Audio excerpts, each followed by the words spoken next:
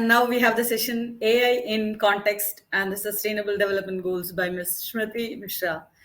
Ms. Smriti Mishra is the head of AI at Earth Bank. She is on a mission to battle the climate crisis and work towards 7 of the SDGs using her knowledge and experience in artificial intelligence. She believes that AI, if used cautiously, can improve and support a lot of businesses' sustainable development, and she wishes to encourage that with her words, articles, posts, talks, etc. She is working towards these through Earth Bank and Catalyson. Thank you for joining us today, Ms. Smriti. Over to you for your session, AI in Context and the Sustainable Development Goals. Thank you so much for the introduction, Arpana. So, as Arpana mentioned, I'm the head of artificial intelligence at Earth Bank, and we work towards 7 SDGs. But our more predominant focus is on climate change and life on land. So we all know the problem of climate runaway here, and that we have to sequester 300 gigatons of CO2 in the next 10 years. Also, another thing to note here is that unfortunately, the people who are who contribute the least towards climate change are the ones who suffer the most from the consequences. The people who don't even have access to clean water, for example. So that's something that we are extremely passionate towards. Now, when it comes to climate change and life on land, the problem is that one of the most effective solutions are the nature-based solutions, which are obviously the solutions that can be derived directly from like nature, and it benefits the ecosystem or the people, like community livelihood, etc. as well. So for example, if we come up with a system where we can plant trees, and we in that case it helps the nature, it helps battle climate change, it helps the community by creating new jobs, new livelihood opportunities, also fresh air, like cleaner air, for example. So something like that is a nature-based solution. Now the problem is that nature-based solutions are often scattered, and that's one of the reasons why they're extremely difficult to fund. So now that is something that we are working towards at Earth Bank. We are working towards gathering those nature-based solutions and investing in them, or helping invest in them, or draw attention towards them. So what I specifically work towards is a better or innovative system of carbon monitoring, verification, and reporting. So, what that essentially means is, if we have a plot of land, for example, like imagine a forest or agroforestry farm. So there are X number of trees. So if we want to get incentivized for our funding, for our carbon sequestration in that area, we have to get our land verified to check how much carbon is being sequestered in that particular area. So usually the problem is that this whole process is extremely expensive, as it usually involves people flying in from a lot of places. So if we have a place, for example, in India, if we want to go through this whole process, we have to fly in a team of experts from some other country, and then what they do is they measure the trees, etc., with a measuring tape, as you can see in the picture. So that's extremely manual. Also, if it's like a huge forest, for example, the Amazon rainforest, it's actually physically impossible to measure each and every tree. So what they do is they measure 5% of the area, and then they extrapolate the results to the rest, for example.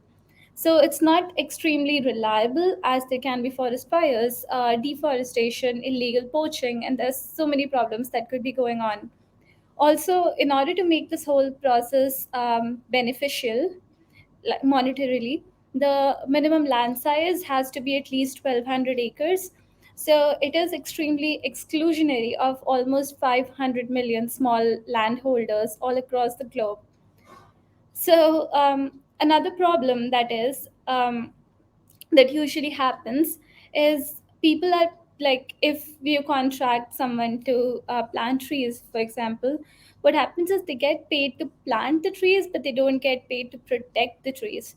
So which is often more beneficial for the climate change perspective, as it sequesters more carbon as it grows. And also when it comes to like life on land, right, like afforestation, it's not just about planting trees but also protecting them. So the model that we have come up with, it involves being incentivized for taking care of plants and trees. So it's not just, planting a one-off payment. You get paid for looking after them. So just a second. Yeah. So here are the three things that we work towards. One is an innovative carbon monitoring, reporting, and verification system that I just explained, the whole problem being manual, unreliable, etc. Then a marketplace which lets you being incentivized for your work towards regenerative agriculture or sustainable farming, or carbon sequestration in forest by planting trees whatsoever. Also carbon credit audit. So these are the three things that we do. So the first, that is the part that I work towards the most. So we have a patent pending on this in 40 countries right now, where we came up with, like with my team, I built an innovative carbon sequestration model. And this here is a satellite image from Sundarbans, India. And so we work in India, in mangroves, Sundarbans, then in the cloud forests. We also work in Ghana, Mali, Peru, in the Amazon rainforests, and in Australia. And so we work in a couple of places right now. So what we do is we remove all the expensive ground truthing. So the process is extremely cheap. Also, we use satellite images here. So instead of people flying from one place to another, we use satellite images and artificial intelligence to actually measure the amount of carbon. So we have a partnership with the European Space Agency. And so if we want to do a verification of some place, we can just get satellite images from them through our partnership. So we have access to high resolution satellite images. And then there are 13 bands in a satellite image. So based on what information we need, we use some formula and get the required satellite bands. For example, if we want to study the vegetation of an area, the health of vegetation or the plantations, then we can study NDVI index or an excessive green index, for example. So we use a combination of certain indexes, certain vegetation indexes, and certain different types of layers of satellite image to calculate the number of objects, or here the number of objects would be the number of trees or plants, like the thing that we're monitoring. And then using LiDAR data or some elevation, some non-spatial 3D data, we use those to actually find out the girth and the height of the plantations. So that's something we do, which eliminates the need of any expensive ground truthing. So the cost is extremely low. Also, here, instead of 1,200 acres being the minimum land size viable for this whole thing, um, since we are using remote sensing and artificial intelligence, we can even check or verify the carbon sequestration in a land as small as 250 acres. So there is a 18,000 fold increase in the efficiency size wise here. And also it's a lot more accurate, as it like monitors the whole area instead of just a part of it. So it is a lot more reliable. And earlier, the whole manual carbon verification thing used to occur once in 3 to 5 years, but here we can do it every 6 months. And technically, if tipped off, or if we know that there might be some deforestation going on, or if there's a chance of forest fire, etc., then we can go in every 5 days and monitor also. So it makes it extremely transparent and reliable in a sense. So the next step is MRV, like the payments, right? So what we do at Earth Bank is that whatever amount, whatever revenue we generate, we go in and we pay 50% back to the communities for planting and protecting trees, which will help enable nature-based solutions or nature-based projects to scale. Because if not incentivized, if people don't have food on their plate, they it might be difficult for them to work towards any cause as well. So, and the third is also in the previous point, we are building a carbon marketplace where like, suppose there's a company who has very high emissions, we can connect them with some small landowners or some people who are working towards sequestering carbon, and they have some carbon credits to sell.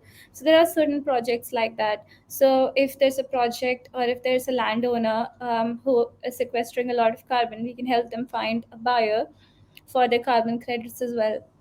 So also now the third point is audited carbon offsets API service. So we are actually the world's first and only carbon offset that audits it so frequently, which adds a layer of transparency. Also, we can pinpoint the location of each and every tree that a person might have pledged to like take care of or plant. And yeah, so we monitor it very frequently and ensuring that there's a minimum leakage, or like no greenwashing right now, like, which might be a huge problem for a lot of companies, and that's something that creates a lot of trust issues. So we try to add as much transparency as possible. So we actually did a couple of months back on 26th July 2021, on World Mangrove Day. We went to Sundarbans and we planted a lot of trees, 10,000 mangrove plants we planted. So these are some photos of from there. So we planted it across the Sundarbans Delta, close to Ganga Sagar in West Bengal. So yeah, it was pretty nice, and we got to see a lot of um, things that we ideally don't, and understood how the community needs it and how the community is benefited by it. For example, like right now, there were a lot of cyclones that happened last year in Sundarbans in India, and the places that had the mangroves across the coast, those areas were not destructed at all. Like the trees, they saved the community from any sort of destruction, which was extremely good. And other than the part that they sequester a lot of carbon, like mangroves sequester 10 times more carbon than any other trees. So these are the SDGs that we work towards, like by creating more jobs, because every time we work on a project, we work with the local communities, which helps create more jobs. So and more livelihood opportunities, and we're also training them. We're also training the local communities for like other things, like for example fisheries, or like beekeeping, or if they need any help or assistance with those, then we connect them with people who they might be benefited from.